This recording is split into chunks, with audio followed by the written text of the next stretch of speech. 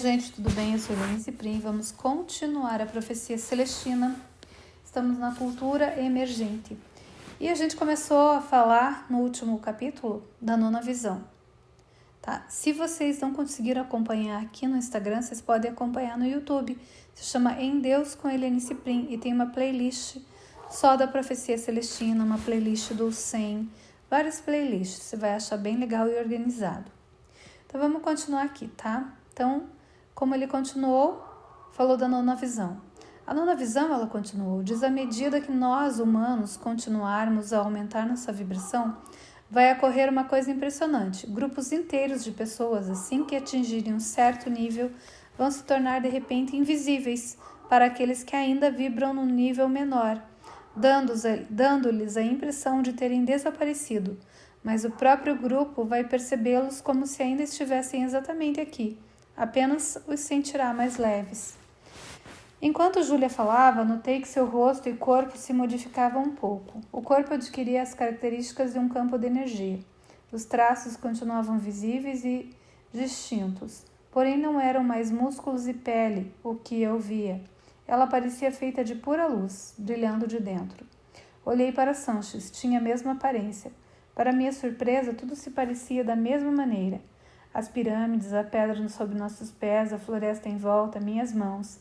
A beleza que eu podia perceber superava em grandeza qualquer coisa que já experimentara antes, mesmo no topo da montanha. Quando os seres humanos começarem a elevar suas vibrações a um nível em que os outros não possam vê-los, continuou Júlia, isso assinalará que cruzamos a barreira entre esta vida e o outro mundo do qual viemos e para o qual iremos depois da morte. Essa travessia consciente é o caminho mostrado por Cristo. Ele se abriu para a energia até ficar tão leve que pôde andar sobre a água. Transcendeu a morte aqui mesmo na Terra e foi o primeiro a fazer a travessia e expandir o mundo físico no espiritual. Sua vida demonstrou como fazer isso. Se nos ligarmos à mesma fonte, podemos seguir o mesmo caminho, passo a passo. Em algum momento, todos vibrarão intensamente o bastante para entrar no céu, em nossa mesma forma. Notei que Will vinha andando lentamente em nossa direção. Seus movimentos pareciam singularmente graciosos, como se ele deslizasse. A visão diz, continuou Júlia, que a maioria dos indivíduos atingirá esse nível de vibração durante o terceiro milênio, e em grupos constituídos por pessoas com quem estão mais intimamente ligados. Mas algumas culturas na história já atingiram a vibração. Segundo a nona visão, os maias fizeram a travessia juntos. Parou abruptamente de falar. Atrás de nós ouvimos vozes abafadas em espanhol. Dezenas de soldados entraram nas ruínas, vindo direto para nós. Para minha surpresa, não senti medo. Os soldados continuaram avançando em nossa direção, mas estranhamente não direto para nós. Não podem nos ver, exclamou Sanches. Estamos vibrando demasiadamente alto. Olhei mais uma vez para os soldados. Ele tinha razão. Eles passavam uns 8 a 10 metros à esquerda, ignorando-nos completamente. De repente ouvimos gritos altos em espanhol perto da pirâmide à nossa esquerda. Os soldados mais próximos de nós pararam e correram para aquele lado. Esforcei-me para ver o que acontecia. Outro grupo de soldados emergia da floresta, segurando os braços de 2 homens, Dobson e Phil. A visão da captura deles me abalou e senti meu nível de energia despencar verticalmente.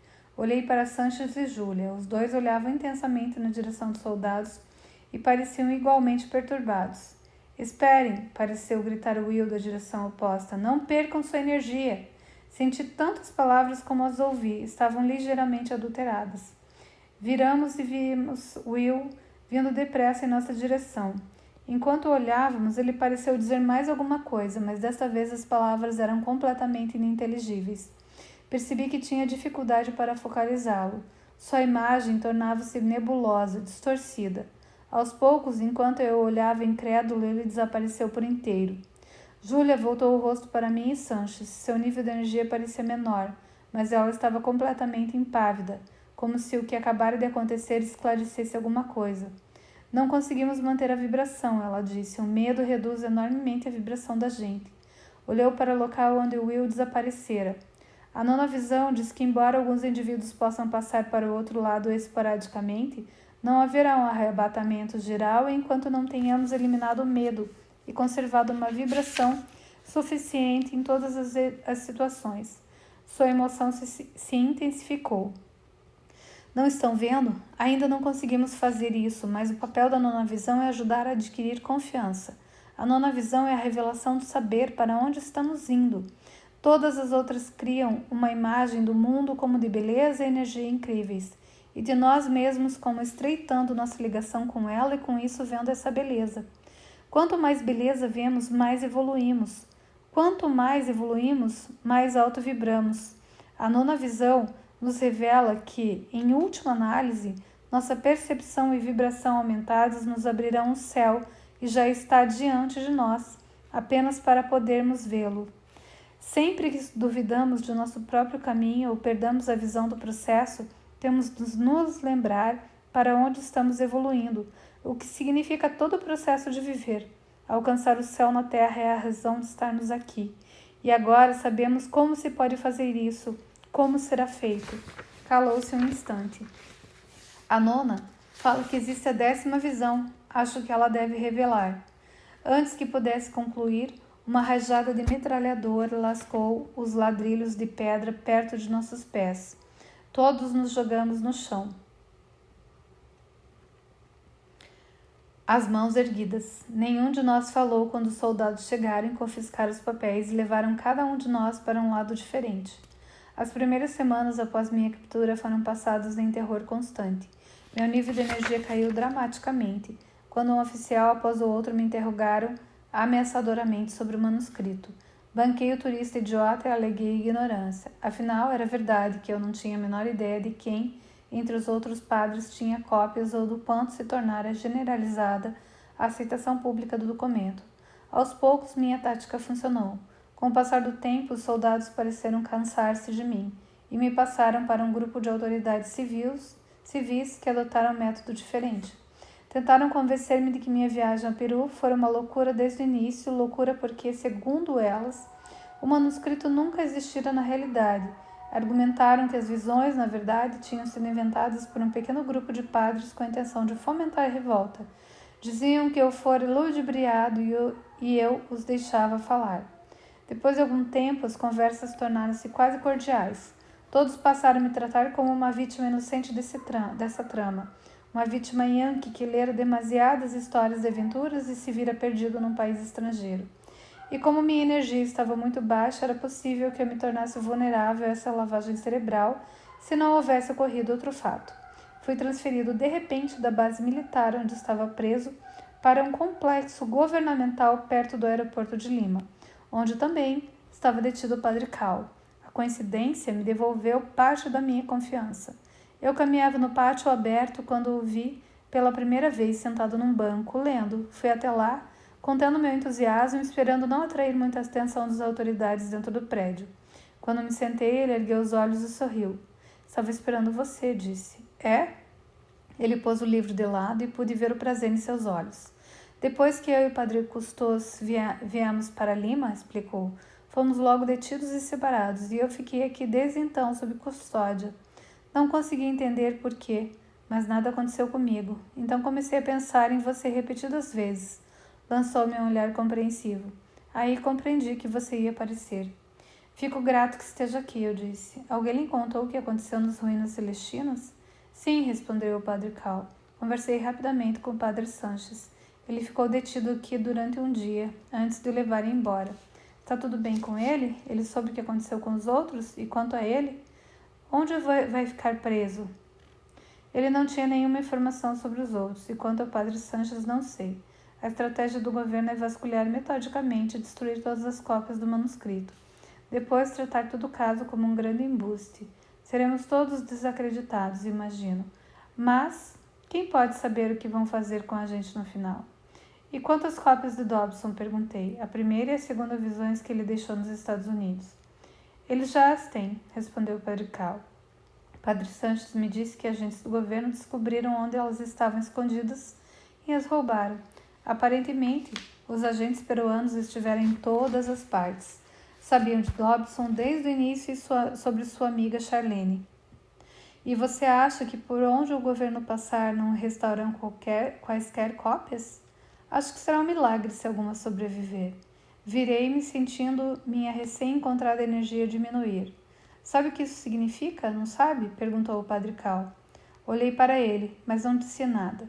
Significa, ele continuou, que cada um de nós tem de se lembrar exatamente do que disse o manuscrito.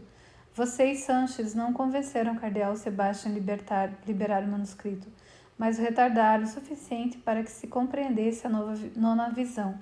Agora ela tem de ser comunicada. Você tem de se comprometer a comunicá-la.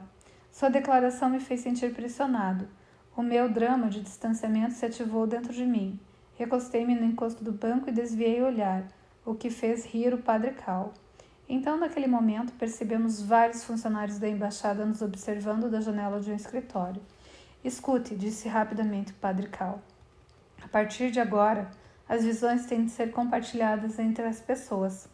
Cada uma, assim que ouvir a mensagem e compreender que as percepções são verdadeiras, deve passar a mensagem a todos os que estiverem prontos para ela. Ligar-se à energia é uma coisa que os seres humanos têm de ficar abertos, discutir e esperar. Do contrário, toda a raça humana pode voltar a fingir que o sentido da vida é exercer poder sobre os outros e explorar o planeta. Se voltarmos a fazer isso, então não sobreviveremos. Cada um de nós deve fazer o que puder para transmitir essa mensagem. Notei que os 2 funcionários haviam saído do prédio e vinham em nossa direção.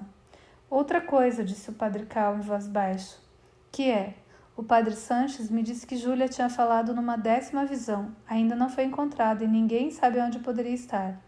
Os funcionários estavam quase junto a nós. Tenho pensado, continuou o Padre Cal, que vão soltar você. Talvez seja o único que pode procurá-la. Os homens interromperam subitamente nossa conversa e me escoltaram até o prédio. O Padre Cal sorriu, acenou e disse mais outra coisa, porém não conseguiu ouvir pela metade.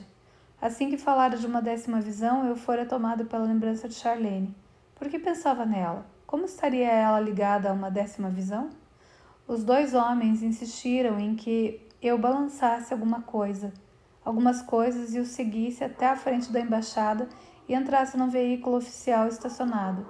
Dali, fui levado diretamente para o aeroporto e uma fila de embarque, onde um deles me deu um leve sorriso e me olhou por trás de lentes espessas. Seu sorriso desapareceu quando me estendeu um passaporte e a passagem de um voo para os Estados Unidos. E então me disse com forte sotaque peruano que eu nunca mais voltasse. Que eu nunca mais voltasse. E aqui a gente acaba a Profecia Celestina. E um livro incrível que realmente muda a nossa vida. E muito real, gente. Principalmente essa parte da energia que agora me fez lembrar de muitas situações de eu conseguir realmente não ser visível às pessoas. Mas para isso a gente tem que elevar muito a nossa frequência. É isso aí. Um beijo no coração de todos e obrigado por estarem aqui. Até a próxima.